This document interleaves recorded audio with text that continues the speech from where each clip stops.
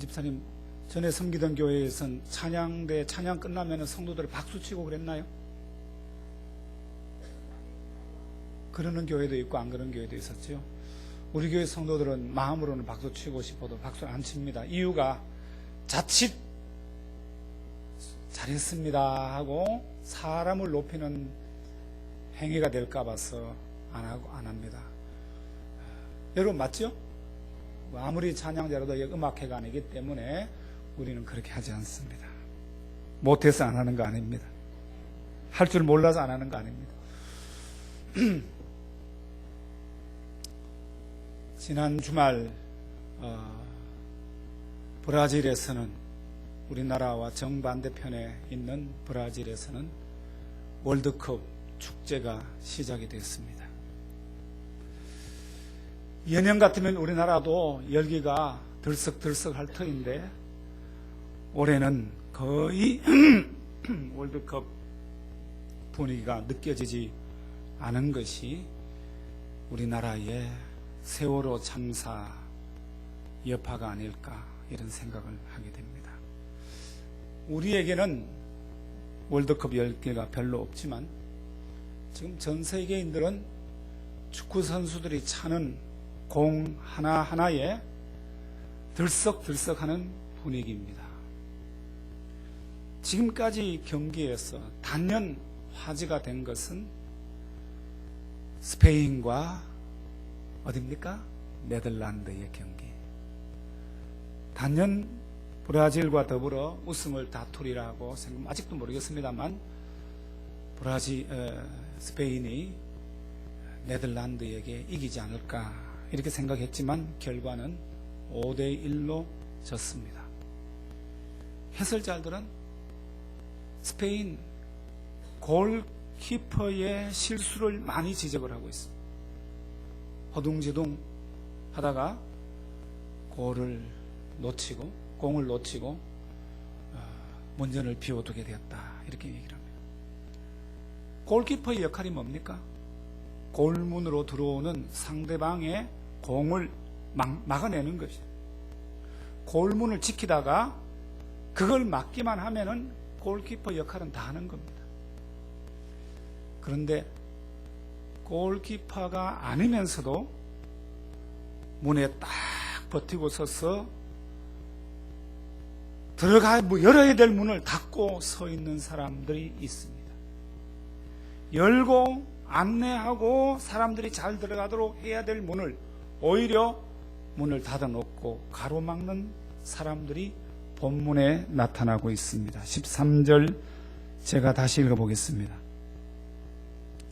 화 있을진저 외식하는 서기관들과 바리새인들이여, 너희는 천국문을 사람들 앞에 닫고 너희도 들어가지 않고 들어가려 하는 자도 들어가지 못하게 하는도다. 천국문은 닫아놓으면 안 되고 골키퍼도 있어서는 안 됩니다.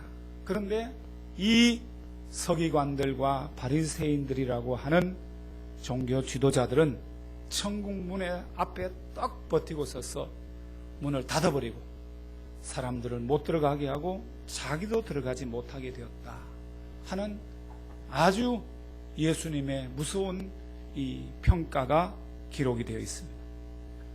지난 시간에 말씀드린 것처럼 마태복음 23장에는 7 종교 지도자들에 대한 7가지의 재앙, 화가 선고되어 있습니다. 오늘은 그 중에 첫 번째 화에 대해서 말씀을 하겠습니다. 예수님이 종교 지도자들에게 화가 임할 것이다, 너희들에게 무서운 하나님의 심판이 있을 것이라고 선언하신 이유가 무엇 때문입니까? 본문에서 외식하는 서기관들과 바리새인들이여 이렇게 했지만 그들의 외식이나 언행 일치하지 않는 부분이나 탐욕이나 그런 어떤 행위 때문에 예수님이 오늘 지적하시는 말씀은 아닙니다. 이들의 핵심적인 문제는 뭐냐면 그들의 잘못된 교리와 사상과 신학을 백성들에게 가르쳤기 때문에 그렇습니다. 당시 종교 지도자들은 백성들에게 이렇게 가르칩니다. 사람이 구원을 받기 위해서는 율법을 잘 준행을 해야 된다. 율법을 준행하려면 율법이 뭔지를 알아야 되잖아요. 모르는 걸 어떻게 지킵니까? 알아야 율법을 지키니까, 그러면은 율법이 구체적으로 지켜야 될 율법이 어떤 거냐? 그들이 연구를 해보니 사람이 준행을 하고 지켜야 할 율법이 모세오경 율법서의 토라에 나오는 내용을 보니까 사람이 지켜야 할 율법이 항목이 613개나 된다는 거예요. 613개. 613개를 다시 나누면은 하라는, 적극적으로 하라는 계명과 해서는 안 된다는, 하지 말라는 계명으로 나누어졌는데, 하라는 것은 218개고, 하지 말라, 살인하지 말라, 도둑질하지 말라, 간음하지 말라, 이렇게 하지 말라고 하는 것은 365개라는 것입니다. 이렇게 많은 것을 자세하게 분류를 해놓고 이것을 지켜야 구원을 얻는다, 이렇게 가르쳤습니다. 그러니까 이 백성들의 짐이 얼마나 무겁습니까? 여러분, 만약에 대한민국 국민이 될 자격을 대한민국의 헌법, 법률, 또 뭐 더 나아가서 지방자치 조례 규정까지 다 지켜야 된다 하면은 여기서 대한민국 국민 될 사람 아무도 없어요. 여러분, 대한민국 헌법의 전문이라도 읽어보셨나요? 안 읽어봤습니다. 저도 안 읽어봤습니다. 그러면서도 우리는 엉뚱하게 살고 있습니다. 이 유대의 종교 지도자들은 백성들에게 613개나 되는 항목을 만들어 놓고 이걸 지켜라, 이거 지켜야 구원을 얻는다, 이렇게. 이게 얼마나 짐이 무겁습니까? 진시황이 세운 진나라가 그의 아들 대에 와서 망하지 않습니까? 진시황의 나라가, 진나라가 무너질 때, 진나라가 무너질 때 그 앞장섰던 두 사람, 항우와 유방이 있습니다. 이 둘이 서로 싸우다가 둘이서 협정을 만듭니다. 먼저 진나라의 수도 관중에 먼저 들어가는 사람이 왕이 되는 걸로 하자 하고 양쪽에서 군사를 모아서 관중을 향하여 진격을 해갑니다. 항우의 군사는 40만, 유방의 군사는 10만, 게임이 안 되는 상황입니다. 항우는 참 뛰어난 힘과 용맹성, 무서운 그 군사력을 가지고 파죽지세로 몰려가는데, 가는 곳마다 사람들을, 정복을 하고선 사람들을 죽이고 공포 정치를 하면서 나갑니다. 사람들이 벌벌벌벌 떱니다. 항복을 했는데도 어느 지역에서는 20망이나 구덩이에 파서 묻고 그렇게 합니다. 그러자 시민들이 저항을 합니다. 반면 유방은 이 진나라 진영에 정복을 하면은 거기서 방을 붙입니다. 나는 여러분에게 3가지만 요구를 하겠다. 사람을 죽이지 말라. 남에게 신체적인 위해를 가하지 말라. 3번째는 남의 재산에 손해를 끼치지 마라. 이거 3개 외에는 여러분에게 다 자유를 주겠다. 백성들이 환호를 했어요. 그동안 진나라의 그 너무너무 무시무시한 무거운 그 법, 마치 613개나 되는 항목처럼 그들을 묶어놓은 진나라의 법에 매여 있던 그들이, 유방이라는 사람이 그들에게 준 자유, 이게 너무 좋았고, 그들 가는 곳마다 유방의 군대가 오기 전에 벌써 성문을 열어놓고 기다리고 협력을 하고, 결국은 누가 성자가 됐는지는 우리가 다 알고 있습니다. 유대인들이 613개나 되는 이 항목으로 사람들을 묶었어요. 그러니까 이게 무거운 짐이었어요. 자기들도 지키지 못했는데 백성들이 이걸 지키려 하니까 너무나 힘들었습니다. 이때 예수님이 수고하고 무거운 짐진 자들아 다 내게로 오라, 내가 너희를 쉬게 하리라 했을 때 예수님이 무거운 짐을 풀어주시겠다 했던 것은 바로 이 율법의 짐, 613개나 되는 이 짐을 내가 풀어주겠다. 이 말씀입니다. 그리고서는 예수님께서 사람들이 묻습니다. 선생님, 율법 중 어느 계명이 가장 큽니까? 이렇게 물으니까 예수님께서 그래, 하나님을 사랑하고 이웃을 사랑해라. 종교 지도자는 613개나 되는 항목으로 사람들을 공부 못하고 다 지켰는데 하나를 못 지켜도 나는 구원을 못 받아. 하는 이 잘못된 가르침으로 사람들이 다 이렇게 거기에 얽매여서 살고 있을 때 예수님은 그것이 아니라 하나님을 사랑하고 이웃을 사랑하면 율법을 다 지킨 거나 마찬가지다. 이렇게 새롭게 해석을 해주셨던 거예요. 종교 지도자들은 하나님께서 주신 율법의 의도, 하나님 사랑하는 마음이 없이도 열심히 율법을 지킵니다. 이웃을 사랑하는 마음 전혀 없이도 열심히 율법을 지킵니다. 그렇게 하다 보니까 자기들도 천국 들어가지 못하고 남들도 들어가지 못하도록 잘못 가르쳤던 것입니다. 그들의 문제는 잘못된 구원관, 잘못된 신학의 문제입니다.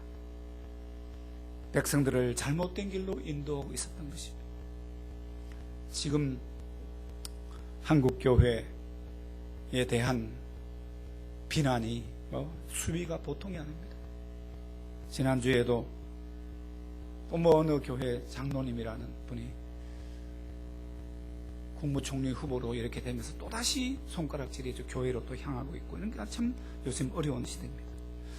어쨌든 간에 외부에서 한국교회 지도자들이 이런 문제가 있다, 사생활에 문제가 있다, 돈에 문제가 있다, 윤리 도덕적으로 문제 있다, 이런 비리가 있다, 이런 문제가 자꾸 말이 퍼지고 나오는데, 그런 윤리 도덕적인 문제보다도 더 큰 문제는 뭐냐? 그것은 그들의 가르침의 문제입니다.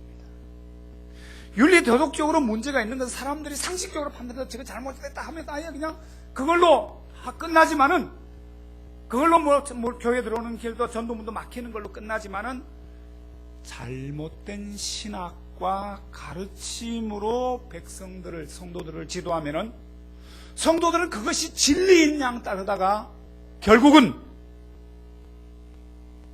참 어떤 결과가 올지 우리는 굉장히 조심스러운 겁니다. 예수님 당시의 종교 지도자들처럼 오늘 한국교회의 잘못된 신학과 교리, 이것으로 백성들을, 성도들을 잘못 인도하는 그런 신학과 신학 사상과 신앙의 흐름들이 있습니다. 이단에 대해서는 더 이상 말할 것도 없습니다. 여러분, 안상원 증인회라든지 요즘 참 한국교회에 큰 문제를 일으키는 신천지라는 이런 문제에 대해서는 더 이상 거론할 필요조차가 없고, 이단이 아니면서도 성도들을 바른 성경의 길로 인도하지 않는 신학과 가르침에 대해서 오늘 좀 여러분들에게 좀 소개를 하려고 합니다. 오늘은 그래서 어떤 면에서 설교라기보다도 좀 이렇게 강연 형식이 되지 않겠나 싶은 생각도 해봅니다. 우리가 먼저 생각을 좀 해야 될 것은 자유주의 신학입니다. 자유주의 신학이라는 말은 뭐냐 하면은, 왜 신학 앞에 자유주의라는 말이 붙으냐면은, 신학을 할 때 제가 공부했는 총신대라든지 장신대라든지 고신대라든지 이런 신학은 그 교단에서 설립한 신학교입니다.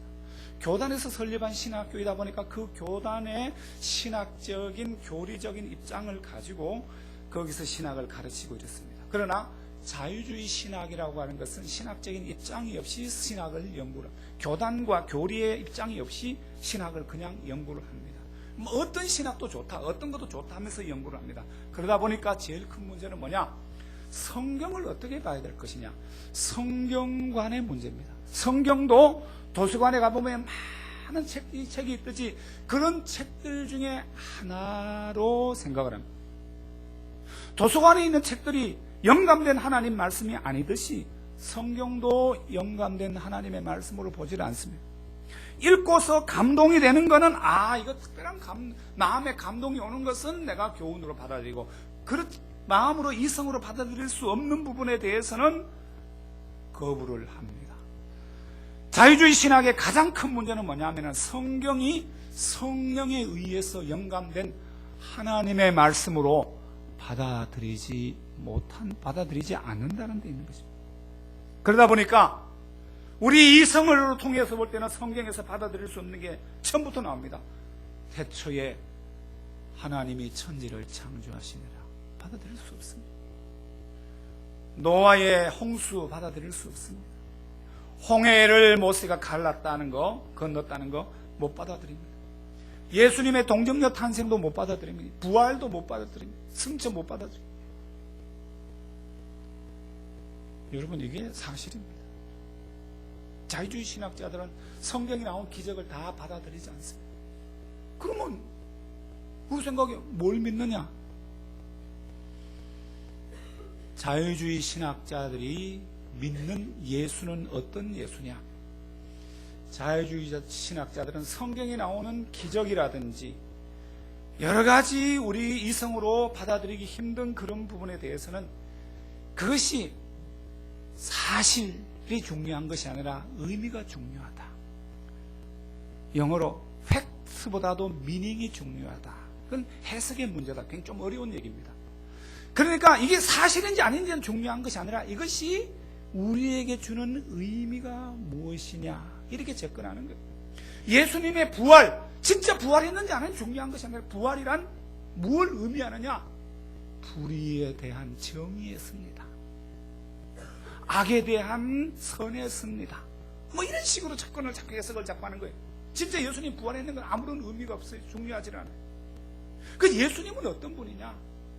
우리가 우리의 죄를 용서하고 우리를 위하여 대속적으로 죽으신 분, 우리는 그렇게 믿잖아요. 그게 중요한 것이 아니라 예수는 가난하고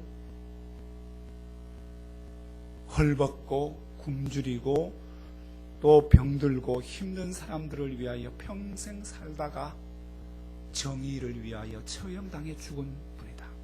그렇게 접근해요. 그러다 보니까 그분들의 눈에는 예수는 우리의 믿음의 대상이라기보다도 우리가 본받아야 할 삶의 모델로 접근합니다. 구원은 뭡니까? 우리는 구원이 뭡니까? 내 개인의 죄를 깨닫고 예수 그리스도의 죄 용서를 받아들이고 예수님을 믿음으로 예수를 통하여 죄 용서를 받고 하나님 나라의 백성이 되는 게 구원입니다. 그러나 자유주의자들은 그런 구원은 의미가 별로 없습니다. 그보다도 뭐냐? 구원을 공동체적으로 봅니다. 공동체적으로. 가난한 자를 해방시키고 억눌린 자들에게 독재에서 민주화를 이루고 경제적으로 소외된 자들에게 경제 정의를 이루어 나가고 북한 주민들에게 통일을 주고 이런 것들이 이게 바로 구원으로 해석을 합니다. 여러분 보십시오. 오늘 우리나라가 이만큼 민주화가 이루어지고 경제적인 정의가 이루어지고 이만큼 된 데는 그분들이 한 기여 굉장히 큽니다. 김재준 목사님이라든지 문익환 목사님 이런 분들의 역할이 굉장히 큽니다. 그분들은 이 개인보다도 공동체를 생각합니다. 네 나라와 공동체가 어떻게 하면 바르게 될 것인가에 대한 관심을 거기에 집중을 합니다. 그러다 보니까 개인의 일신의 영달에 별로 관심을 기울이지 않습니다. 뭐 구속되고 감옥 가는 거 밥 먹듯이 해왔습니다. 그 부분에 대해서 우리는 평가하고 인정을 해야 됩니다. 그럼에도 불구하고 그분들의 문제는 어디느냐? 성경이 왜곡되고 있다. 예수 그리스도가 왜 오셨고 구원이란 무엇이며 성경이 무엇인지에 대해서 완전히 왜곡된 가르침을 하기 때문에 이 부분에 대해서 우리는 조심스럽게 우리가 봐야 됩니다. 이러한 신학 사상은 어떤 의미에서 우리 대중성을 지닐 수 없기 때문에 자유주의 신학은 범위가 넓지는 않습니다. 또 하나 우리가 생각해야 될 것은 기복신앙입니다. 기복신앙이라고 하는 것은 기본적으로 예수 믿는 목적이 복받기 위해서 예수 믿는 것입니다. 철저하게 인간 중심의 신앙입니다. 예수를 믿으면은 복을 받아서 이 세상에서 잘되고 병도 고치고 육신도 잘되고 돈도 벌고 성공한다. 자녀 없는 사람들에게 자녀도 주고 아들도 주고 높아지기 원하는 사람 높은 자리에 오르게 해준다. 이런 가르침. 이것은 그 교회를 나가보면 내 마음의 귀에 솔깃하게 들어옵니다. 모든 문제를 다 해결해 줍니다. 이런 기복신앙을 가진 사람일수록 종교적 열심이 대단합니다. 열심히 기도하고 봉사하고 충성합니다. 왜 그렇습니까? 이렇게 해서 하나님의 마음에 합족하게 들면은 하나님께서 그 반대 급부로 내게 더 복을 주실 것이다 하는 그러한 기대가 있기 때문입니다. 그래서 기복신앙, 복을 비는 신앙입니다. 기도원에 가서, 늘 기도원에 가서 몰려가서 기도하고 삽니다. 그동안 한국교회를 이런 기복신앙이라고 하는 중병에 걸리게 만든 주범은 부흥회입니다. 부흥사들이 교회마다 다니면서 사람들의 소원을 써서 내라고 하고 복을 빌어줍니다. 솔깃한 성경 구절을 읽어놓고 엉뚱한 해석을 해서 사람들의 마음을 미혹해왔습니다. 그 순간 신자들은 자신의 문제가 마치 해결되는 듯한 착각을 하게 되고 한때나마 종교적인 카타르시스에 사로잡히게 됩니다. 지금도 여전히 이런 종교적인 충전 행사를 하는 교회들이 주변에도 계속 있습니다만 참 우리가 경계해야 될 부분이 아닐 수 없습니다. 요즘 일부 지도자들 사이에는 부흥회는 안 하면서도 교우들을 비전이라는 그럴듯한 말로 세상적으로 높아지는 것에 대해서 이 포장을 해서 그것이 하나님의 성공, 하나님께서 우리에게 주신 복인 양 표현을 하고 성경에서 부자가 천국에 들어가는 것이 낙타가 바늘구멍 들어가기보다 어렵다고 성경이 명확하게 말하면서 물질에 대한 욕망을 자제하기로 가르치지만 일부 지도자들은 청부론이라고 하는 깨끗한 부자 노래하는 것은 깨끗하게 돈 벌어서 깨끗하게 사는 건 하나님 복이다 하는 이상하게 논리를 펴서 사람들의 세속적인 욕망과 욕심에 대한 부담감을 덜어주려는 지도자들도 지금 계속 나타나고 있습니다. 여기다가 조엘 오스틴이라고 하는 괴물이 나타나서 긍정의 힘이라고 하는 책을 냈는데 한국교회에 미친, 미국과 한국교회에 미친 영향력이 엄청납니다.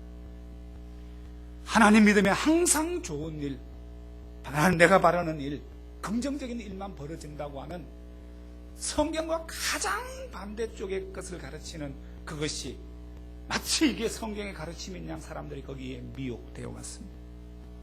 기복주의의 가장 큰 문제는 신앙의 본질을 흐려놓는다는 거죠.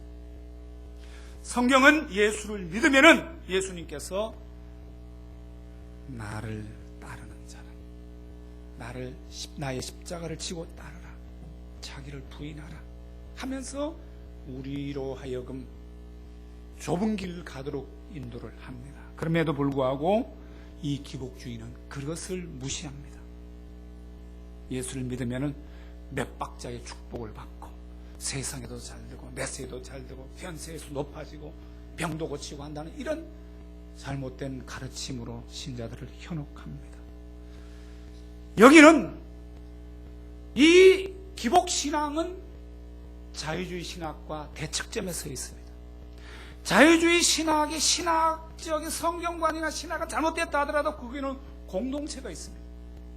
우리 이웃, 우리 주변 가난한 사람, 어려운 사람, 이 공동체를 위해서 무엇을 해야 될 것인가, 희생해야 될 것이 있지만은 기복신앙은 그게 없습니다.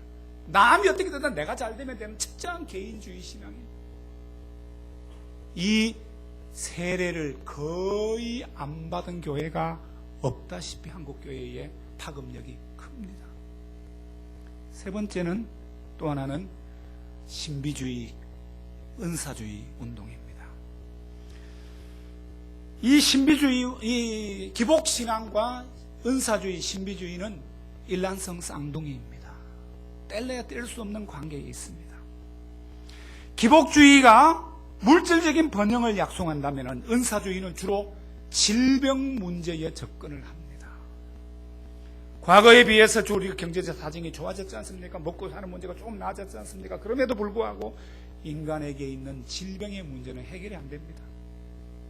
그러니까 여전히 어떻게 하면 이 병 나을 것인가에 대해서 관심을 기울일 때 일부 교회가 이런 부분에 대해서 계속해서 예수 질병의 치유에 대해서 강조하면서 더 나아가서 은사주의로 빠져듭니다.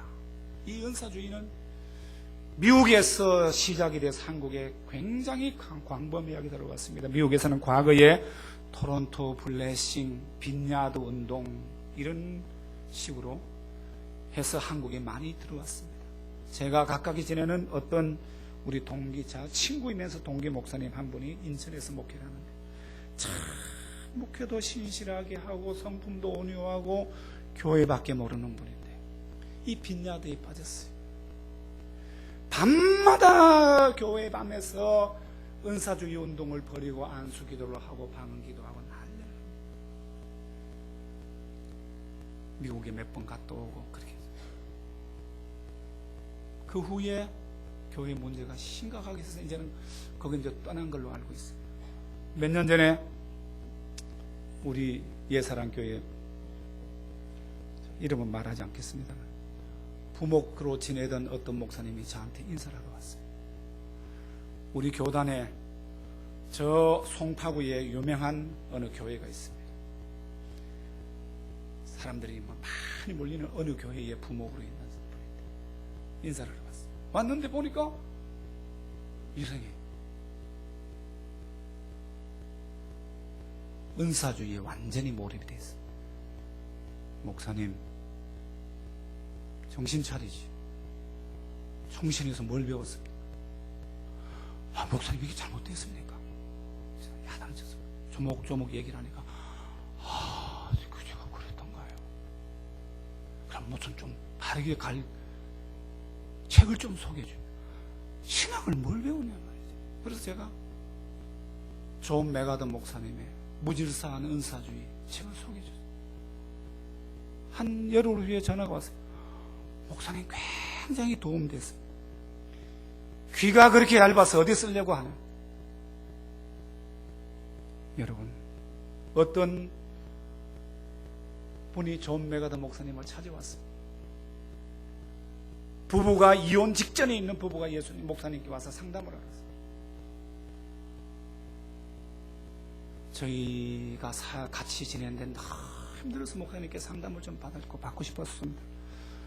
뭐 때문입니까? 어떻게 두 분이 결혼하게 됐습니까? 우리가 같은 교회를 다녔는데 나는 이 남자를 전혀 좋아하지 않았어요. 그런데 목사님 말씀에 순종하느라고 결혼했습니다. 어떻게 순종했습니까? 목사님께서 설교를 하시는데 여호수아가 여리고 성을 무너뜨릴 때 하루에 한 바퀴씩 돌고 마지막 날은 7바퀴 돌고 소리를 지르라고 해서 그 말씀을 했는데 이 남자가 우리 집을 매일 돌았습니다. 돌면서 금식 기도를 했습니다. 나를 달라고. 제가 목사님 말씀도 들었고 성경에도 나와 있으니까 순종하지 않을 수가 있겠습니까? 이게 하나님의 뜻이려니 하고 순종을 했는데 왜 이럴까요?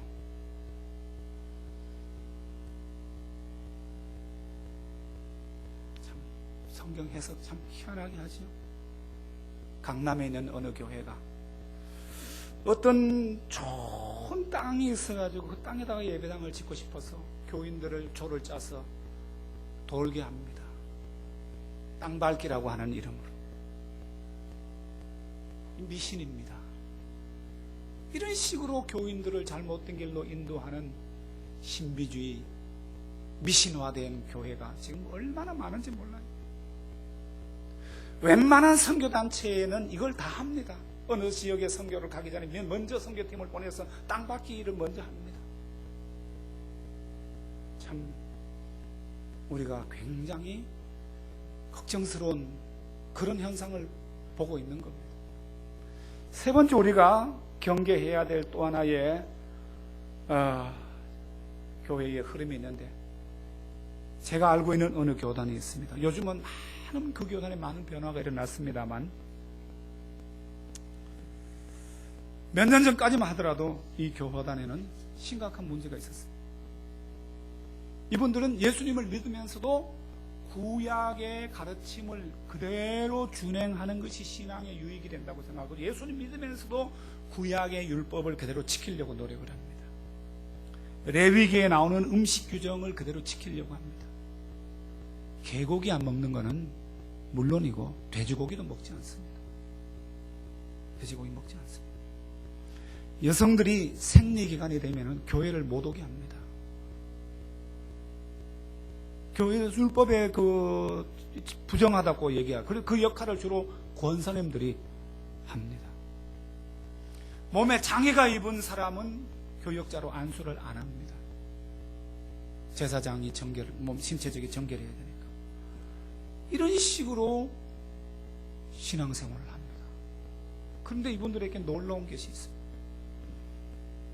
그 교역자들이 얼마나 신실한지 몰라요. 이 세상에 때가 안 묻은 사람들이 겸손하고 진실하고 신실하고 흠잡을 데가 없습니다. 교인들도 마찬가지입니다. 주일을 빠진다, 집안에 결혼식 있어도 간다, 상상을 못합니다. 어떻게 그런 신앙이 있어요? 없어요. 불신 결혼을 한다, 11조를 드려야 되는데 11조에서 좀 한 몇십만 원 빼고 드렸다. 11조 안 하는 건 물론이고 11조를 정확하게 안 드린다. 상상을 못합니다. 철저합니다. 말씀대로 살려고 하는 거예요. 보통 노력을 하지 않습니다. 직분자가 새벽 기도를 안 나온다, 교회가 또 받아들이지 못합니다. 그분들의 헌신과 신앙적인 열정 보고 입이 딱 벌어집니다. 그분들의 문제는 어디 있습니까? 은연중 그 열심을 낸, 조금도 한 푼도 떼먹지 않고 내가 11조를 했기 때문에, 내가 기도했기 때문에, 내가 열심히 냈기 때문에, 내가 주의를 잘 지켰기 때문에 구원 얻는다는 공로주의가 그 속에 깔려 있습니다. 그러니까 일반 다른 교회들은 다 세속화된 교회예요. 우리만 정말로 제대로 된 교회다는 생각을 하고 있습니다. 그분들은 구약과 신약의 관계를 이해를 못합니다. 너희가 그 은혜를 인하여 믿음으로 말미암아 구원을 받았나니 이것은 너희에게 난 것이 아니요 하나님의 선물이라고 하는 에베소 2장의 말씀. 믿음으로 그 은혜로 말미암아 구원을 받는다는 사실에 대해서 감동이 없습니다. 내가 이렇게 열심히 해서 구원받는다는 생각이 더 강합니다. 율법주의입니다. 지금 저는 여러분들에게 한국교회를 오도하고 있는 몇 가지 신앙적인 잘못된 노선에 대해서 말씀을 드렸습니다. 시간이 좀 많이 가버려요. 자, 여러분 그럼 마음속으로 그럼 어떤 신앙이 바른 신앙일까 궁금하잖아요. 여러분 일단 저는 그러면은 바른 신앙이란 뭐냐? 우선 제일 중요한 것이 성경입니다. 성경을 있는 그대로 하나님의 말씀으로 알고 영감된 조금 1.1획도 오염되지 않는 하나님의 말씀으로 영감된 것이고 그것을 믿을 뿐 아니라 그대로 가르쳐야 돼. 그대로 성도들에게 소개하고 가르쳐야 돼. 그러면은